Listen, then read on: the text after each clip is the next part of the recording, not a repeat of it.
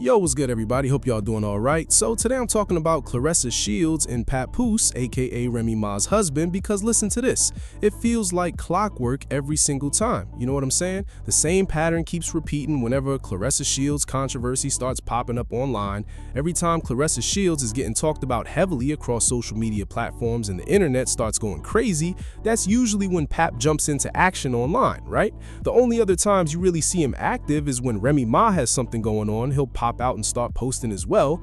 If Remy has an upcoming performance, he'll start reposting old performances or shouting out other celebrities. If something is going on with Remy and Fat Joe is involved, here comes Pap dropping old 90s clips of Jay-Z giving him a shout out or something along those lines. Like even when Remy was at the Cardi B show and Cardi showed her love on stage, Pap was right there posting Cardi clips from fan pages like This Is 50, you know what I'm saying? But whenever it's his girl, whether people are calling her his wife, his relationship, or whatever labels the internet throws around, and she's getting heavily talked about online, do you ever really see Pap jump on the internet and defend her like, listen, y'all don't know her like I do, she doesn't deserve this? You know what I'm saying? Like saying it's misunderstood and people didn't see the full story behind what happened? Because why would he even do that if he's in it for the bag, if he's in it for the money or the clout or the attention? Do you know what Pap actually does instead? Pap uses that exact moment to promote himself and push his music that most people aren't really checking for. Oh, you don't believe me? Let me show you a couple receipts. So Pap was on a full posting spree all over Instagram, right? One, it was actually a repost of Claressa Shields' video from the Netflix MMA fight where she pans the camera over to Pap and he's showing off his pinky ring, right? And in that moment, he basically says, from now on, you can call me the Pinky Ring King. And then things just started going left from there. We gonna call you the Cheating King, the Palm Pulse King, the Pap Smear King, you know what I'm saying? Like, what are we even doing here? The Clout Demon King, the Clout Chasing King, you know what I'm saying? The Instigating King, like we could literally go down a whole list, but at some point you just have to ask, what is really going on with all this? Next, Pap also took the opportunity to speak to his family and said, my uncles ain't nothing to play with. Love these two right here with all my heart as a man. Happy Bourdain, Baby D, may he rest in peace. Big MFN Mike, and he tagged Mike along with the strength emoji. And then of course, this is the real reason Pap was active on Instagram stories and everything else. Pap is announcing that an album/mini movie called Bars on Wheels, A Journey to Save Hip Hop is now available on all digital platforms. Now listen to this. Pap's Bars on Wheels project originally dropped November 28, 2025. Yo, hold up, because this is where the conversation with Papoose and Claressa Shields really starts getting heated and emotional, and people are definitely going to have different takes on this. Listen to this.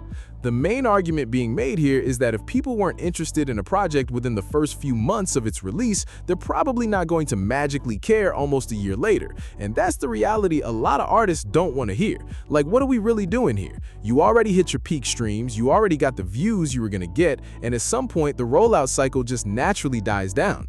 But the point being made about Papoose is even more aggressive, and man, this is where the criticism really turns up. The claim is that he's completely disconnected from reality when it comes to how attention and music promotion actually work today.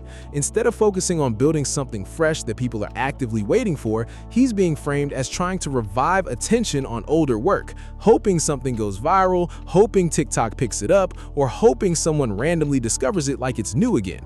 And listen to this, the argument is basically saying nobody is checking for recycled promotion like that in 2026 unless there's already momentum behind it.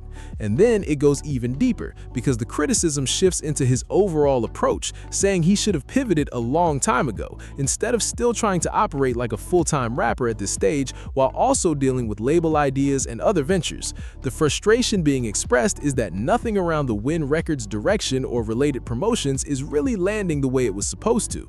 Then things get even more personal because now it's not just about music anymore. It's about behavior, public moments, and situations that people have been dissecting online. From reactions to fights, to live stream moments, to how certain situations were handled at events. Everything is being stacked into one big narrative about how he carries himself publicly. And listen to this, the criticism even resulted in recent MMA-related controversy moments where things allegedly got chaotic at a Netflix event, and people online started questioning what actually went down behind the scenes. But here's the twist in all of this.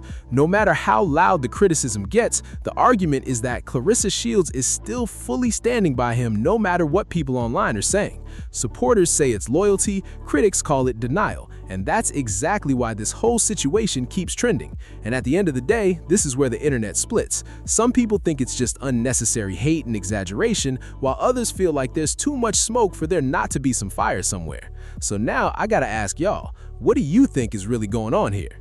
Because this part of the narrative is getting way more intense, and there are a lot of claims being thrown around here about Papoose and Claressa Shields that are clearly fueling online drama. The point being made is that Papoose was already out meeting with the Win Records people, and Claressa had to basically meet them at a different location just to link up for lunch. And the way this is being framed, it's being used to suggest distance between the two, like he prefers being around other people instead of being alone with her. People online are taking that and running with it, saying it shows disconnection or discomfort in the relationship, especially in situations where family, business partners, or friends are present. But listen to this. The commentary goes even further, turning this into a full breakdown of their entire dynamic, and that's where things start getting really heated and controversial. There are claims being made about relationships, legal situations, insurance details, and even who has decision-making power in certain scenarios. That's the kind of information people online are picking apart and debating heavily, but it's also the type of stuff that can get messy fast when it's based on speculation and social media interpretation rather than confirmed facts. And then the tone shifts again into criticism about behavior and public presence, suggesting that instead of addressing controversies directly, Papoose is focused more on promoting himself and his music projects. That's where people start accusing him of trying to stay relevant through posting, branding, and promotion instead of directly engaging with the situations being discussed online. But hold up, the most serious part of this whole conversation is when it turns into concern-based language, where critics start talking about safety, behavior in public events, and escalating situations that happened during recent appearances. These are the moments where the discussion stops being just entertainment commentary and starts moving into accusations and personal judgments about mental state, relationships, and responsibility. And listen to this, the argument ends up splitting the internet completely. Some people think this is all being exaggerated and turned into unnecessary hate, while others believe there are real issues underneath all the online noise that shouldn't be ignored. So now the conversation really comes down to perception versus reality, and that's exactly why this topic keeps blowing up every time it comes up online.